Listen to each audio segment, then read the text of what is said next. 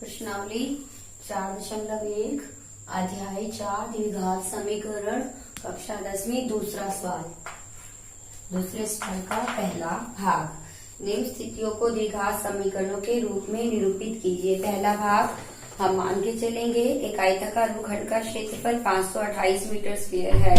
क्षेत्र की लंबाई चौड़ाई के दुगने से अधिक है। हमें भूखंड की लंबाई और चौड़ाई ज्ञात करनी है। देखो आयताकार भूखंड का क्षेत्रफल, आयताकार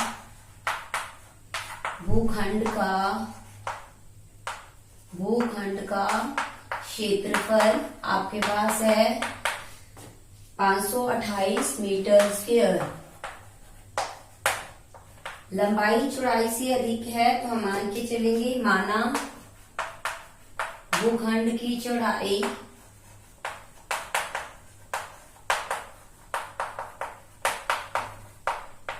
x मीटर, भूखंड की लंबाई देखो ध्यान से, उसने क्या कहा है, भूखंड की लंबाई चौड़ाई के दुगने से, दुगने का मतलब 2 से गुना, उससे भी क्या है, एक अधिक है, अधिक का मतलब एक ज्यादा, तो इसका मतलब 2x जमा 1 बराबर, ठीक है, 2x जमा 1 मीटर। अब प्रश्नानुसार अब हमने इसका क्या बनाना है, समीकरण। प्रश्नानुसार देखो भूखंड का क्षेत्रफल क्या होता है, आयताकार भूखंड का क्षेत्रफल, आयताकार भूखंड का क्षेत्रफल आपके पास दिया हुआ है 528 मीटर स्क्वायर। अब देखो फार्मूला क्या होता है, लंबाई गुना चौड़ाई, ठीक है। लंबाई आपके पास क्या है 2x जमा 1 और चौड़ाई आपके पास क्या है x, और बराबर में क्षेत्रफल आपको कितना दिया हुआ है 528 मीटर स्क्वायर। देखो इसको इससे गुना करोगे, x को 2x से, 2x स्क्वायर, x को x से करोगे x आएगा बराबर में 528, 2x square plus x minus ये 528 इधर आके क्या हो जाएगा माइनस का, बराबर में 0। ये आपका क्या है पहले सवाल का पहला भाग और ये इसका क्या है समीकरण। अब इसका दूसरा भाग देखो, पहले सवाल का दूसरा भाग, ये पहले सवाल का दूसरा भाग। 2 क्रमागत धनात्मक पूर्णांकों का गुणनफल आपको दिया हुआ है, 2 क्रमागत धनात्मक पूर्णांकों का गुणनफल।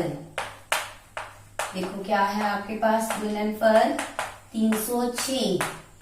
हम मान के चलते हैं, माना पहला पूर्णांक, माना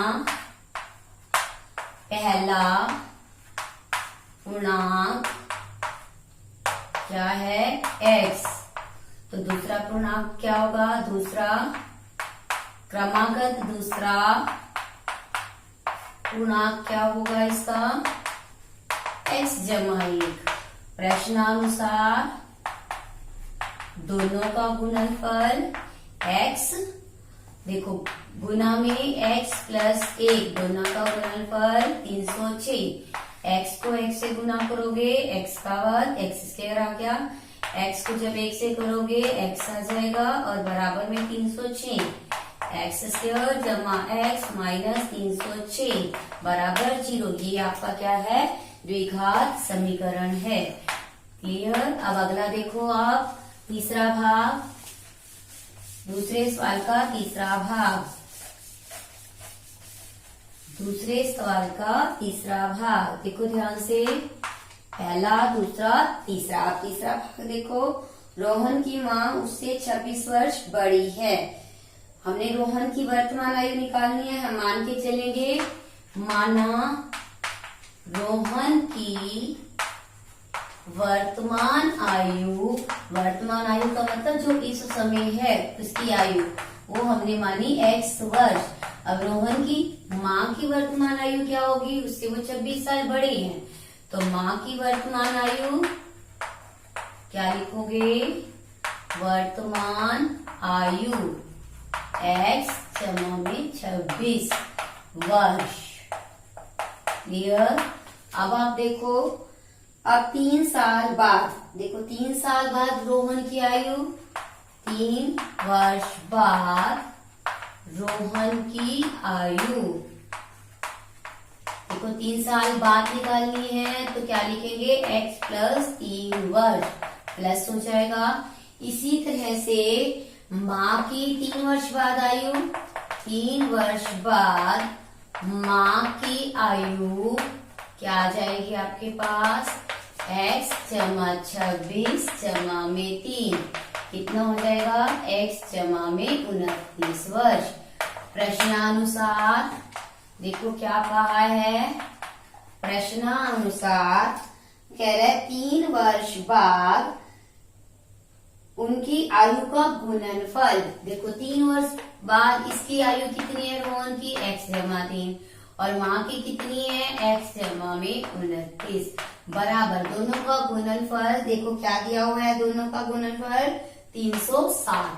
अब हम निकालेंगे, इसको हल करेंगे, x को x से x का वर्ग, x को 29 से गुना करोगे 29x, 3 को x से करोगे 3x, 3 को 29 से 3 27, 3 दूनी 6 और 2 8 बराबर में आपके पास 360।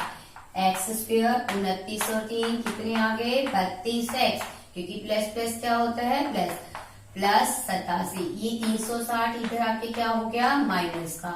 अब देखो प्लस माइनस माइनस होता है, एक्स स्क्वायर 32x। देखो 360 में से आपने क्या करना है, ये प्लस का और ये माइनस, 10 में से 7 गए 3, 15 में से 8 गए 7, यहाँ रह गया तो ये बड़ा है, इसलिए इसका साइन क्या आएगा, माइनस का, माइनस 273। ये आपका क्या है, द्विघात समीकरण। अब आप देखो चौथा भाग इसका, दूसरे सवाल का चौथा भाग। यस, चौथा भाग देखो दूसरे सवाल का। आपके पास है एक रेलगाड़ी 480 किलोमीटर की दूरी तय करती है। देखो कुल दूरी हमें दी हुई है, कितनी दी हुई है दूरी, 480 किलोमीटर।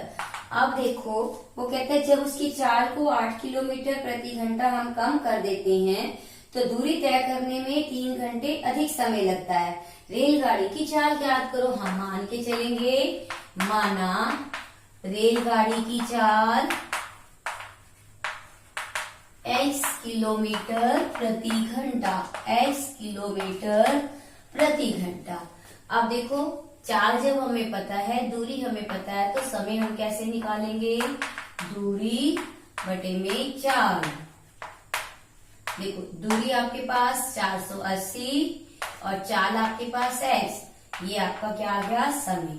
अब देखो उसने कहा है अब हम चाल को कम कर देते हैं, तो नई चाल क्या हो जाएगी, x में से 8 किलोमीटर प्रति घंटा हमने क्या कर दी, कम कर दी उसकी चाल, तो x माइनस 8 किलोमीटर प्रति घंटा हो गई।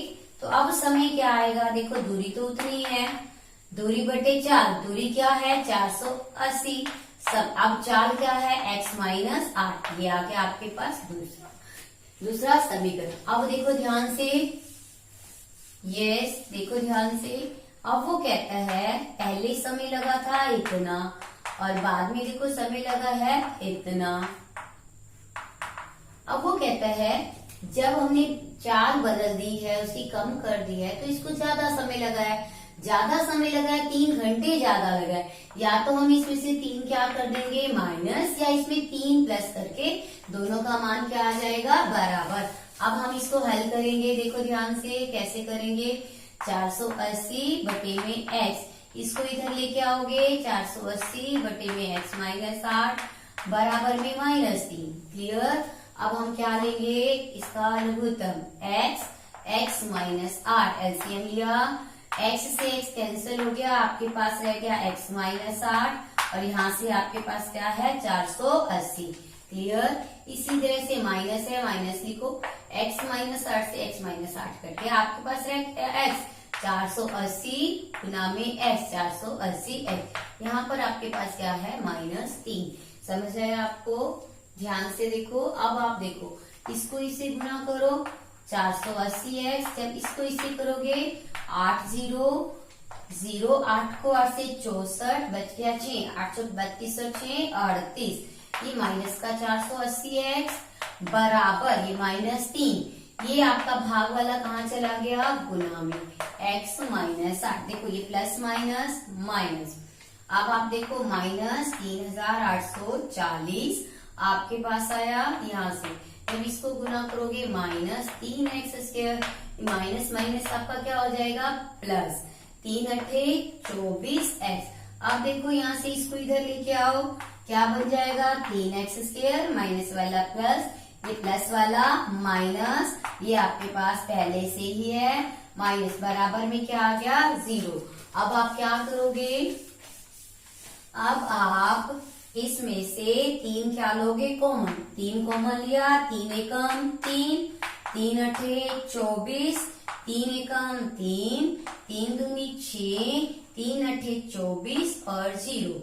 अब देखो बराबर में 0, x² -8x -1280। ये देखो ये गुना वाला कहाँ गया, भाग में, x² आपके पास क्या आया, -8x -1280 बराबर 0। जो आपका क्या है उत्तर, ये आपका क्या है, द्विघात समीकरण। तो ये आपका कौन सा था, दूसरा सवाल 4.1 प्रश्नावली, अध्याय 4 द्विघात समीकरण।